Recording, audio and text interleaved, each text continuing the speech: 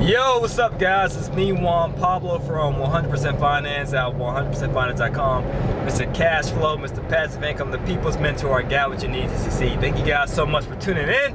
I greatly appreciate your viewership. Topic of discussion for today is, what are trade lines good for? So I'm Juan Pablo. I'm a full-time real estate investor, 63 units, rental units and counting, and I have a 9-unit under contract. Woohoo! So hopefully I'll be closing on that bad boy soon. And I'm a full-time entrepreneur online and own several companies, serial entrepreneur. Just saying that just to establish credibility, just in case it's your first time watching. But let's go ahead and dive into the topic of discussion. What are trade lines good for? First part of that is trade lines. What are trade lines? What does that mean? Trade lines are piggybacking off of someone else's good credit. Let's say, for example, you have a parent, a father, right? And he has a Bank of America credit card. He had it for over 20 years. If he always paid it on time, and let's say he has a $20,000 maximum limit, but only $1,000 charged to it. So in that scenario, he has a very low debt to credit ratio, or debt utilization, okay? So he has the payment history is good.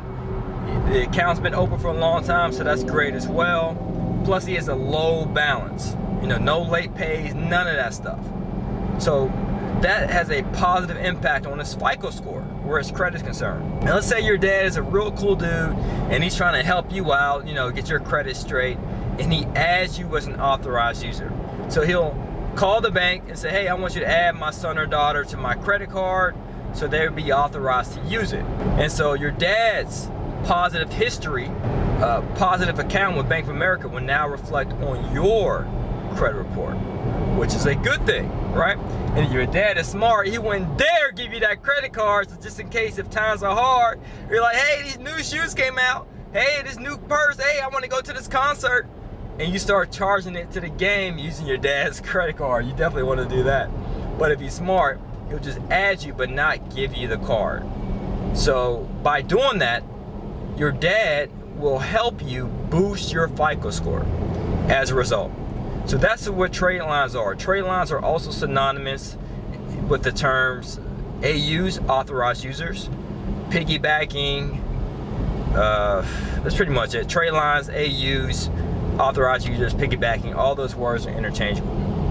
Okay, so they are beneficial if you have a family member or a friend doing it. Now, I know with a question that you might be thinking, hey, because I get this question a lot, hey Juan Pablo, how do I get access to trade lines? Let's say, for example, I'm not that person who has a close family member or friend with a positive payment history. And if I did have somebody that actually had a positive payment history on a credit card, more than likely they won't add me to it. Because just to be honest and frank, I have bad credit, and I also have a bad time, a bad reputation with family and friends who were paying these debts, so they don't want to help me out. And which happens, If that's the case, then you might be thinking, well, is there a reputable trade line broker that I can buy trade lines from? There's several out there, but personally, I do not recommend it. As I stated earlier, I consider myself to be the people's mentor. So my job is to mentor you and give you unbiased advice, unbiased feedback. And we should sell trade lines as a company, don't get me wrong. But we stopped because it was against what we truly believe, right? We believe in having pretty credit, that Holly Berry credit, that credit that looks so pretty, so attractive, that all lenders, all creditors will want to extend financing to you, right? But trade lines can somewhat mask that. They'll inflate your credit score without necessarily getting to the root of the problem, right? Trade lines will be similar to a Band-Aid, okay? And credit repair will be similar to the cure. That you get all the negative stuff removed, and then you have a change in mindset and stop biting off more than we can chew and start honoring your obligations, right? A wicked man borrows with no intention to repay. That's actually called wicked in Proverbs. In Psalms, in the book of Psalms, in the Bible. So you might be saying, hey, don't be throwing those scripts. Hey, I just left church. I say what I want. You watching me, I ain't watching you. You don't like my lyrics, you can press fast forward. It's that simple, right? So I highly recommend you do credit repair and not buy from a broker. And this is why, okay? I might be talking some people out of business, right? But This is why. Because I used to do it. I used to offer it. I used to broker Tradelines to people for a fee.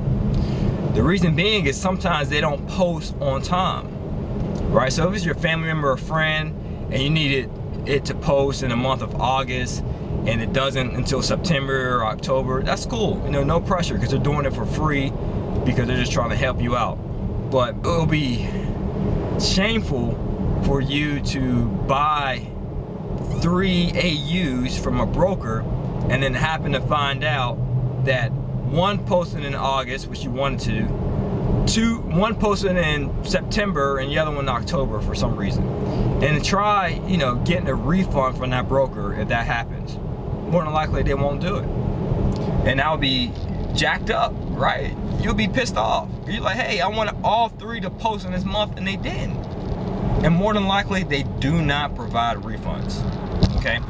Customer satisfaction is not to the utmost importance for people who provide Tradelines, because generally speaking, they're broke. They don't have the cards in their possession.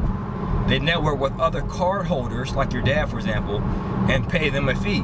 So there's just too many degrees of separation there, where you're paying the broker and the broker has a card holder, or that broker is a broker with another Tradeline who manages these card holders. You know, so it's a little bit technical. Like, for example, if I'm a Tradeline broker for you, the buyer, and then I have another broker who's a broker for the card holder, try getting a refund when there's too many hands in the pot. If the Tradelines don't post like they should. Sometimes they don't post.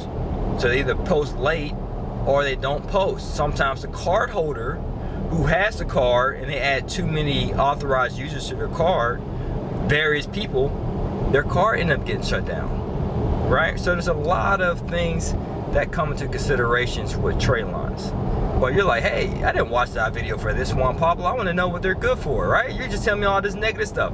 I'm just trying to warn you, okay? Again, I used to provide it as a service myself, but I don't advise doing it. But I do advise doing it if it's a family or friend who's doing it, okay? And you're not trying to do this to buy from people, you know, buy Tradelines from people. They are good for personal finances. You know, if you want to get a auto loan perhaps, or qualify for your first apartment, your landlord just checks your FICO score, or even a personal credit card, it can be helpful to have an authorized user on your account to boost your FICO score.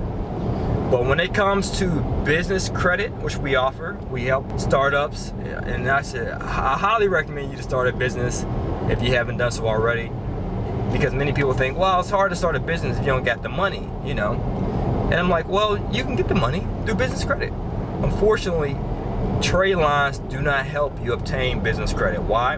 Because when you apply for business credit and you have authorized users on your account, even if you got it from a broker or a loved one, our underwriters for business credit can clearly see, oh, this Bank of America account from your dad is an authorized user. Why? Because it says that on your credit report.